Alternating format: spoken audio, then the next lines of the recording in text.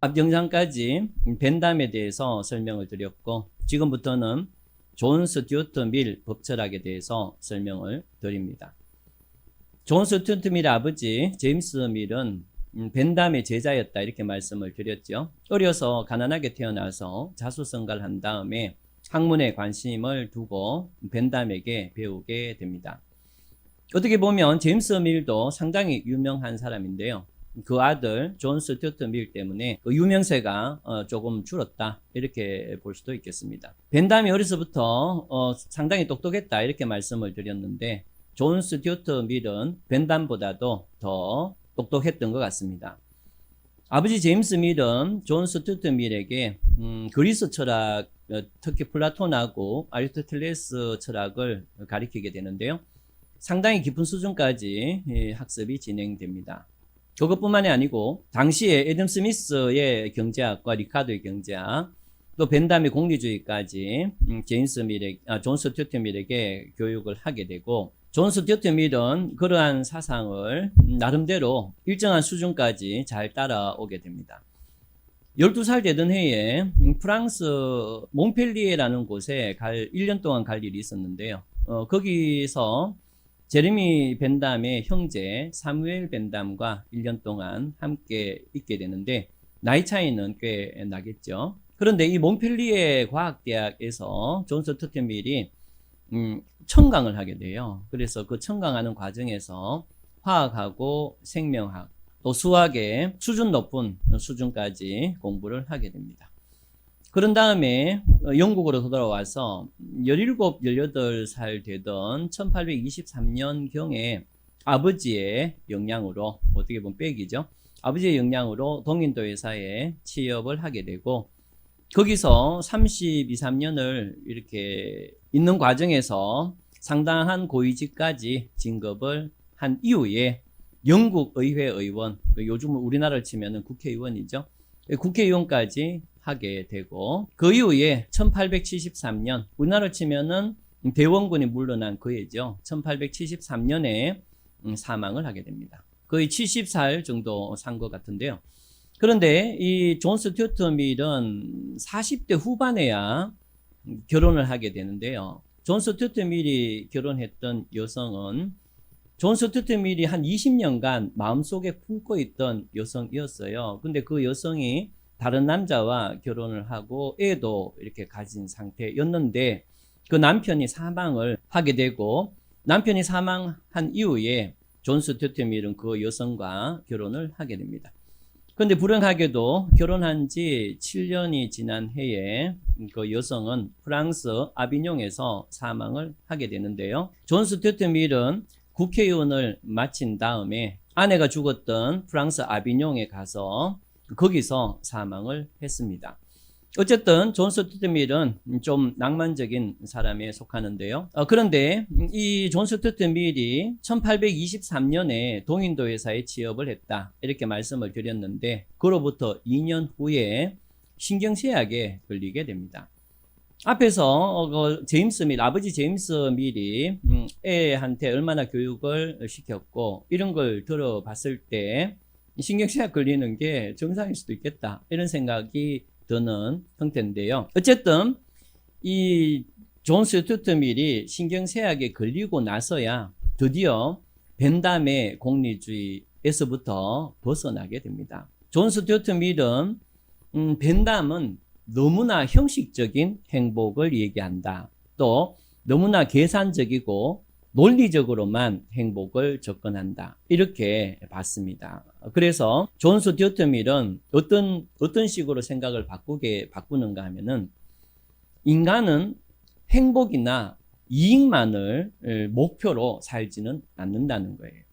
결국에는 인간은 자아실현, 자기가 하고 싶은 걸 하고 싶어하는 존재고, 자기 꿈을 이루는 존재이고, 그래서 자아실현을 하고 자기의 꿈을 이루었을 때 그때 행복은 따라온다고 봅니다. 그렇기 때문에 인간을 단순히 행복을 목적으로, 이익을 목적으로 살아가는 존재로 봐서는 안 되고, 그래서 인간의 정서적인 측면, 그러니까 자아 정체성이나 꿈을 실현할 수 있는 정서적인 측면, 그러니까 예술이나 시, 이런 것들, 이런 문화적인 것들이 상당히 중요하다. 이렇게 얘기를 하게 됩니다. 다시 말씀드리면 국가가 어떤 정책을 할 때 인간의 이익과 행복의 양적인 측면에만 포인트를 두고 공장을 정설한다든가 댐을 건설한다든가 이런 거에 포인트를 둬선 안 되고 인간의 마음을 풍족하게 하는 것, 그러니까 음악회라든가 전시회라든가 문화시설 이런 거에 좀 더 정책의 방향이 바뀌어야 된다. 이런 식으로 해서 이 벤담하고는 상당히 다른 얘기를 하게 됩니다. 또 벤담은 인간을 개체적으로 봅니다. 그러니까 공동체 속에서 인간 개념이 아니고 인간을 독립된 개체로 보고, 그래서 이 독립된 개체가 마음껏 자기의 행복과 이익을 추구하게 되면 그러면은 그걸 모은 사회 전체가 더 많은 사람이 더 큰 행복을 갖게 되고, 법과 정책은 개인이 다른 사람의 형식적 권리를 침해하지 않는 범위까지 기준을 마련해주고, 그렇게만 되면 최대 다수의 최대 행복을 이라는 공동선을 이룰 수 있다. 이게 이제 벤담의 사상인데요. 그래서 벤담은 기본적으로 인간은 개별적, 독립적인 존재로 봅니다. 그런데 밀은 이 벤담이 생각했던 그런 인간은 존재하기가 어렵다. 이렇게 보는 겁니다. 무슨 말인가 하면은 인간은 기본적으로 태어날 때부터 가족의 일원이고 또 사회의 일원이기 때문에 인간을 볼 때 독립된, 고립된 개체로 봐서는 안 되고, 우리가 다른 사람과의 관계 속에서 생활하는, 그래서 다른 사람과 함께 공유하는 사회적 감정이라는 것을 고려해야 된다. 그래서 행복이라는 개념 자체도 다시 생각을 해야 된다. 이렇게 얘기하게 됩니다. 그러면은 미리 얘기하는 이상적 인간관, 이거는 뭔가 하면은 언뜻 보면 벤담하고 비슷한 것 같은데 결론에는 상당히 다르기 때문에 이 결론까지 여러분들이 잘 들으셔야 됩니다. 일단은 미리 봤을 때 이 인간은 있잖아요. 자신의 행복을 추구하면서도 그렇지만 다른 사람의 행복을 깨지 않을 의무를 갖고 있다는 거예요. 의무를. 그러니까 내가 이렇게 딱 국가가 어떤 선을 그으면 다른 사람은 생각 안 하고 내만 열심히 그 선만 안고 열심히 뭔가 이익과 행복을 추구하면 돼. 이런 개념이 아니고 기본적으로 자신의 행복, 자신의 이상과 목적을 추구하지만 다른 사람의 행복을 깨지 않는 그러한 사회적 감정을 갖고 있다는 거예요. 그러면 이게 벤담, 앞에서 벤담하고 어떻게 다른가 하면은 벤담은 다른 사람이 어떻게 되든 내 행복만 추구하면 되는 거죠. 경계를 안 넘으면. 그런데 밀은 다른 사람의 행복을 깨지 않을 의무가 있어요. 그러면은 그 다른 사람이 지금 배고파서 죽고 있는 겁니다.